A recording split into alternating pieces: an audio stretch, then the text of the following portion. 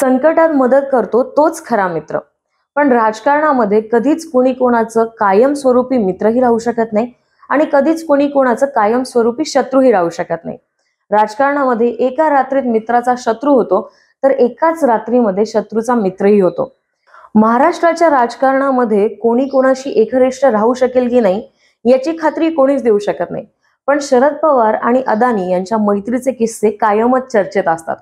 एकीकडे इंडिया आघाडीचा विरोध तर दुसरीकडे शरद पवार आणि अदानी यांचं सख्य.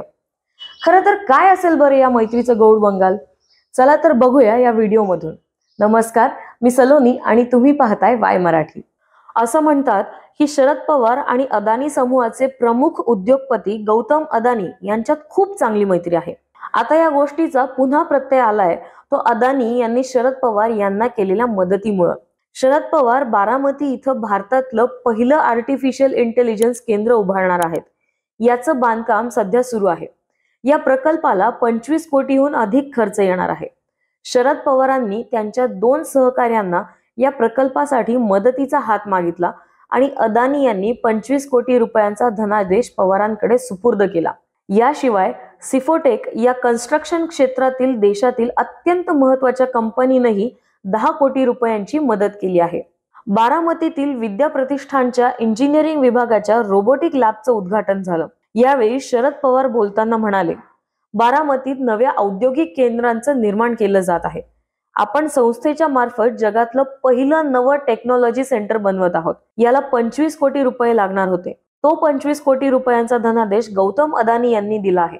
त्यांचं नाव या ठिकाणी मला घेतलं पाहिजे असं म्हणत शरद पवार यांनी गौतम अदानी यांचं कौतुकही केलं. टेक्नॉलॉजी ही इंजिनिअरिंग क्षेत्रात झपाट्यानं वाढत आहे. आपण देखील नवा बदल स्वीकारला पाहिजे. नव्या तंत्रज्ञानाच्या आधारावर काम करणाऱ्या लोकांची देशाला आणि जगाला गरज निर्माण झाली आहे. आज आपण बारामतीत जे बनवत आहोत त्याचा उपयोग सगळ्या विद्यार्थ्यांना होईल. जगातील भरपूर वस्तूंच्या उत्पादनाचा ओघ चीनकडे आहे. तो ओघ भारताकडे कसा आणला जाईल यासाठी आपण प्रयत्न केले पाहिजेत. इंडिया आघाडीत सर्व विरोधी पक्ष एकत्र आणण्याची किमया शरद पवारांनी केली. पण विरोधकांकडूनच गौतम अदानीचा नेहमीचा पाण उतारा होत असतो. राहुल गांधी नेहमी गौतम अदानी यांच्यावर भ्रष्टाचाराचे आरोप करत असतात. उद्धव ठाकरेंनी तर धारावी इथं अदानी समूहाच्या होणाऱ्या प्रकल्पाला तीव्र विरोध केलाय. अशा परिस्थितीत शरद पवार आणि त्यांच्या पक्षानं मात्र अदानींना नेहमीच सॉफ्ट कॉर्नर दिला आहे. हिंडेनबर्गनी आपल्या अहवालात अदानी उद्योग समूहावर केलेल्या आरोपांवर शरद पवार म्हणाले होते, आम्ही हिंडेनबर्गचं कधीही नाव ऐकलं नव्हतं.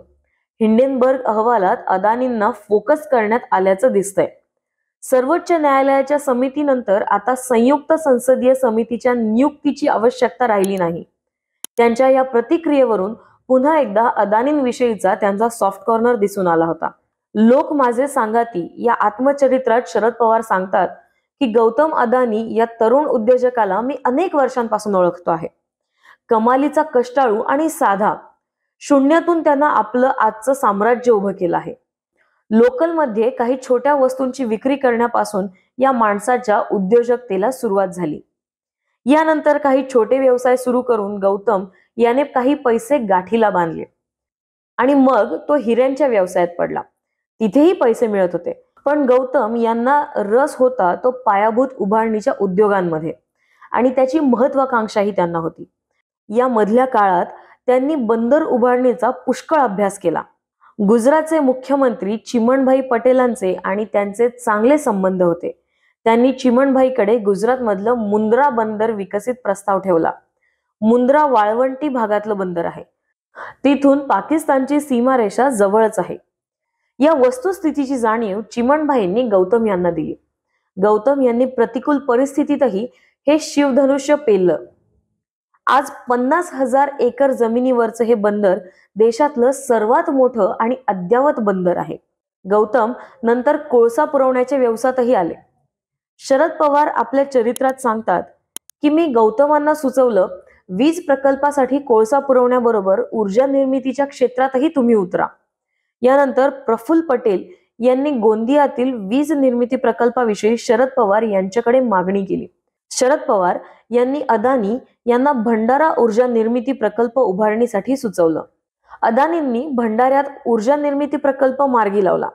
गौतम यांनी ऊर्जा निर्मितीच्या क्षेत्रात मोठी झेप घेतली. आज जवळपास 12,000 मेगावॉट वीज निर्मितीने त्यांचा प्रकल्प उभारणीच्या प्रक्रियेत आहेत. यावरून हे लक्षात येतं की त्यांची मैत्री किती दृढ आहे. राजकारणात वावरत असताना अनेकदा अदानी त्यांच्या विरोधातही उभे होते. महाराष्ट्राच्या वीज संकटाच्या वेळी अनेकदा गौतम अदानी व्हिलन ठरले. शरद पवारांचं सरकार असताना अदानींवर केंद्र सरकार यांची विशेष मदत करत असल्याचेही आरोप करण्यात आला होता. राजकीय कारकिर्दीतील लहान मोठ्या चढ उतारांमुळे अनेकदा शरद पवार आणि अदानी एकमेकांच्या विरोधात होते, पण त्यामुळे त्यांच्या मैत्रीवर आणि सलोख्याच्या नात्यावर कधीच परिणाम झाला नाही. अदानी पॉवर लिमिटेड ही भारतातील सर्वात मोठी खासगी औष्णिक ऊर्जा उत्पादक कंपनी आहे, ज्याची स्थापित क्षमता 15,250 मेगावॅट आहे.